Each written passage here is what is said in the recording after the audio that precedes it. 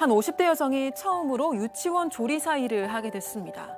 설레는 마음으로 첫 출근을 한 날 여성의 기대는 산산조각 났는데요. 아이들의 음식을 만들어주는 일이 아닌 설거지나 허드렛 일만 맡게 된 겁니다. 그렇게 몇 개월을 일하던 여성, 여느 날 주방 냉장고 문을 열었다가 큰 충격을 받았는데요.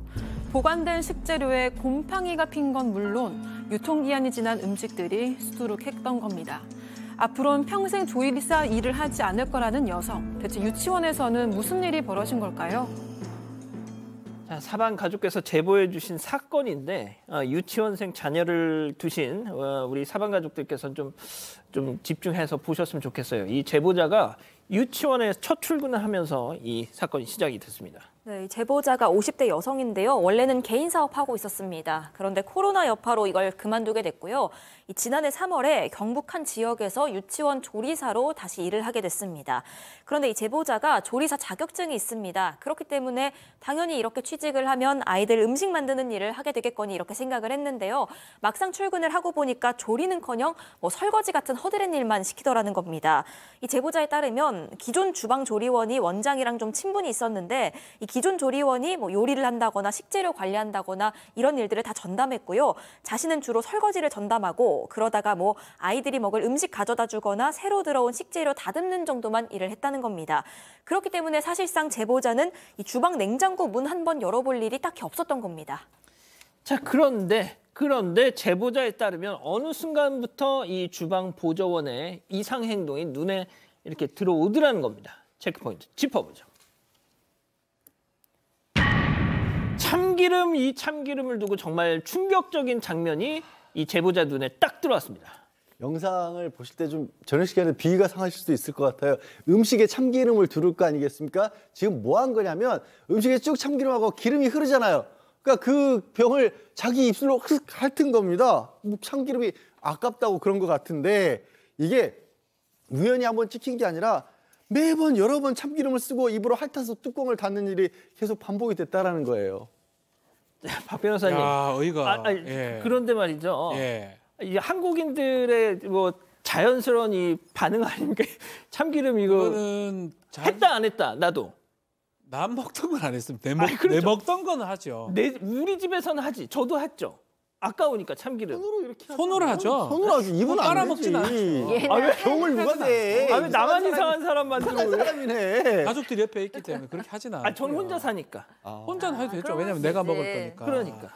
어쨌든 간에 습관적인지 뭔지 몰라도 참기름이 맛있어서 그랬는지 흘리는 게 아까워서 그랬는지 혀로 날름 저렇게 저런 모습이 지금 포착이 된 거거든요. 근데 문제가 좀 전에도 얘기를 했지만 한 번 하지 않고 여러 번 반복했다는 거예요. 이 주방의 조리원이 한두 번 한 게 아니다라고 얘기했고 결국 원장한테 얘기를 했어요. 이거 조치 취해야 된다. 이게 말이 되냐라고 하니까 바로 확인하고 엄정 조치를 취했다고 원장은 얘기를 했는데 일단 주방 조리원은 저 상황에 대해서는 기억을 못하고 있다라고 유치원에서는 얘기를 하고 있습니다.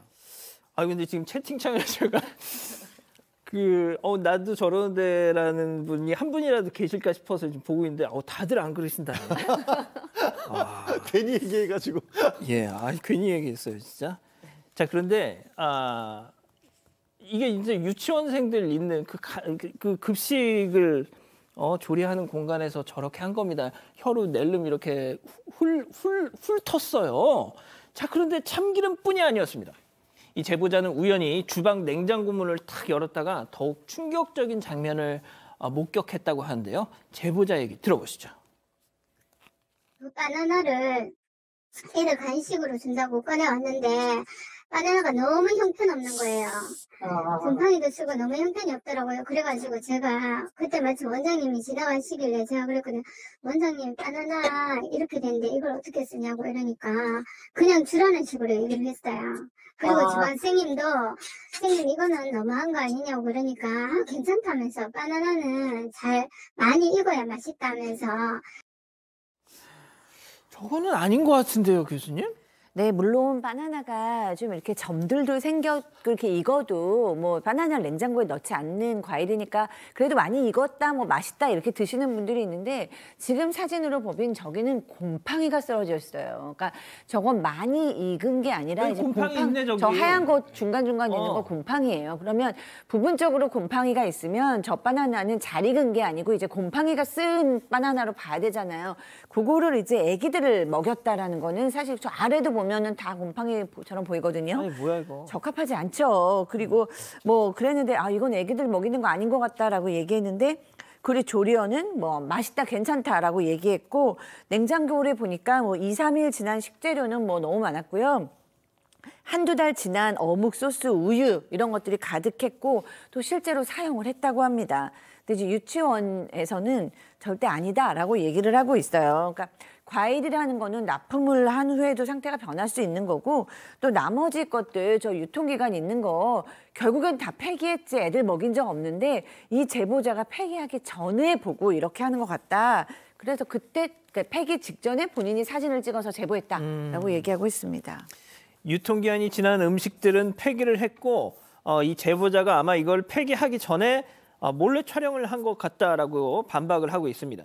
자, 이렇게 입장이 지금 갈리고 있어요. 자, 그런데 제보자에 따르면 썩은 건 음식만이 아니었다고 합니다. 제보자의 주장 또 들어보시죠. 엄마가 그렇게 앞치마 입고 있는 게 너무 못마땅했어요. 그 곰팡이가 빈 앞치마를 입고 있다는 게. 근데 곰팡이가 조금 쓰는 게 아니고 앞치마 전체적으로 다 쓸어 있거든요. 그 곰팡이가. 그 앞치마를 2022년부터 입고 있었어요. 2022년부터 입고 있었고 23년에 제가 갔을 때도 그 앞치마를 계속 입고 계셨는데 제 일만 하다 보니까 그걸 몰랐는데 어느 날인가 아줌마가 앞치마를 딱 벗어났는데 보니까 그렇더라고요. 이거는 또 다른 문제인데요, 이거? 네, 지금 사진이 앞서 계속 나왔는데 저게 바로 주방에서 계속 착용하고 쓰고 있던 그 앞치마입니다. 제보자가 저걸 우연히 보고선 너무 충격을 받아서 조금 있다가 벗어놓고 간 앞치마를 자세히 살펴보니까 군데군데 곰팡이에 더러운 얼룩이 가득하더라는 겁니다.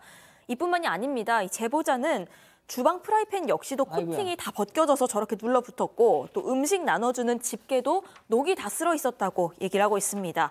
그런데 여기에 대해서 이 유치원 원장 측은요. 앞치마는 저거 버렸다. 지금은 새로운 걸 착용한 상태다라고 얘기를 했고요. 주방도구 관련해서는 예산이 있어서 맘대로 집행이 어렵다라고 일단 설명을 했는데 그러면서도 얼마 전에 이 문제되는 도구들은 모두 교체했다고 전했습니다. 얼마 전 모두 교체했다 하면 얼마 전까지는 있었다는 얘기네요. 자, 그리고 양 변호사님, 이게 영상이 있는데 어떤 식재료가 들어오면 아이들보다 유치원 관계자들이 이걸 먼저 챙겼다? 그런 말씀을 또 제보자분은 하세요. 지난해 같은 경우 딸기가 아이들용으로 이렇게 30박스가 들어왔답니다. 그런데 정작 유치원에 아이들에게 간 건 5박스였고 25박스는 원장하고 선생님들이 나눠 가셨다라고 하시고요. 전복이 또 한번 전복죽 죽거리용으로 전복이 한번 들어왔었는데 그것도 실제로 아이들에게 간 건 얼마 안 되고 8봉지를 그냥 교사용 냉장고에 별도로 보관하더라라고 제보자분은 말씀하세요. 또 한 가지 이제 추가할 게 원래는 저 유치원에 제보자 말고 다른 조리사분이 한 분밖에 없었는데 그분은 조리사 자격증이 있는 분도 아니었는데 원생이 늘면서 이제 이 새롭게 제보자를 채용을 했었고 근데 이 조리사 자격증이 있는 분은 실제로는 그냥 조리사가 있다라는 걸로 이용만 하고 그 주방과 관련된 일은 다 기존에 있던 사람들이 한 것 같다. 자기들은 이용만 당한 것 같다. 이렇게 주장하고 계십니다. 자, 지금 채팅창에서도 이런 어떤 뭐 아이들 있는 곳에서 식사 이렇게 하는 거 관련해서 좀 뭔가 좀 전문적인 내용을 아시는 분들이 많은 의견을 주고 계시는데 뭐 일단 이구동성으로 이거는 선을 넘었다라고 지금 일단 사진 영상만으로는 말이죠. 네. 예. 뭐 저게 영상이고 또 저게 사실하고 이제 부합이 된다 그러면 그거 자체가 뭐 이게 형사 책임을 져야 될지 아니면 뭐 민사적인 어떤 게 있는지는 뭐 100%는 장담을 할 수는 없지만 최소한 법적인 민사 문제는 있다고 보는 게 맞는 것 같거든요. 다만 이제 이 제보자는 이 갈등으로 이제 그만뒀던 것 같고요. 유치원에서는 이렇게 좀 얘기를 하는 것 같아요. 예. 유치원에서는 그 제보자가 주방 조리원 갖고 있으니까 조리원 자격증 갖고 있으니까 본인이 책임자인데 본인이 왜 저런 제보를 하면 되느냐라고 얘기를 하는 것 같은데 이렇게 볼 수 있을 것 같습니다. 이건 한 사람의 문제지 자격증을 가진 사람이 모든 책임을 지는 건 아닙니다. 그런 자격증이 의미 있는 거는 뭐 변호사나 이런 의사나 이런 자격증이지 조리원 자격증이 있다 해가지고 어떤 행동에 대해서 모든 책임을 지는 거는 맞지 않고요.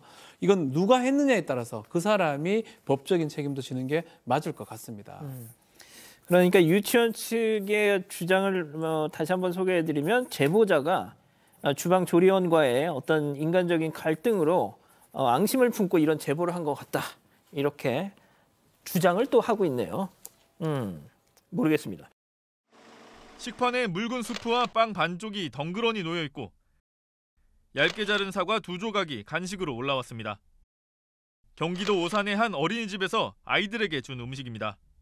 비리 유치원 명단이 공개되자 어린이집도 함께 조사하라는 목소리가 빗발쳤던 이유가 이런 부실한 급식 때문이었습니다. 그런데 오늘 일부 어린이집 교사들이 급식 비리가 만연해 있다고 주장했습니다. 공공운수노조와 한 시민단체가 온라인 설문조사를 실시했는데 조사에 응한 보육교사 중 70%가 급식 비리 정황을 봤다고 답한 겁니다. 식자재 구입비를 아끼려 아이들에게 간식을 주지 말라고 하는 원장, 두부 두모로 50인분의 국을 끓이게 하는 원장까지 어린이집 원장의 구체적인 비리 행위도 잇따라 폭로했습니다. 컴퓨터, 에어컨, 선풍기, 주방기구, 뭐 밥솥도 되겠죠. 이런 것들을 그냥 사놓다고만 영수증 처리를 하고 그것들이 고스란히 다 원장 집으로. 미역국에 미역 한 조각만 둥둥 떠 있습니다. 볶음밥이 나온 날엔 반찬 칸이 텅 비었고 쇠고기 맑은 국은 투명해 물처럼 보입니다. 팽이버섯 3봉지와 우거지 1봉지로 교사 7명, 어린이 29명이 나눠 먹었단 교사들의 폭로도 나옵니다. 이곳들은 모두 식약처 어린이 급식관리지원센터가 식단표를 짜줬습니다. 하지만 실제 나온 것과 식단표는 딴판입니다. 식약처 산하 어린이 급식관리지원센터는 2011년 처음 도입됐습니다. 영양사 고용 의무가 없는 소규모 유치원과 어린이집 몇 군데를 묶어 식단을 짜주고 관리를 하는 방식입니다. 현재는 전국에 218개가 설치돼 3만 3천여 곳의 유치원과 어린이집을 관리하고 있습니다. 운영 지침에는 식재료 관리, 조리는 물론 배식까지 관리하도록 명시돼 있습니다. 하지만 실제 급식이 어떤지 센터는 모릅니다. 수긍을 하시고 이제 이행을 하시면 하는 거고 안 하셔도 뭐 특별히 저거 할 그런 건 없죠. 어린이들이 먹기 힘든 음식을 식단표에 넣기도 합니다. 먹을 수 없다. 네. 빼먹었고.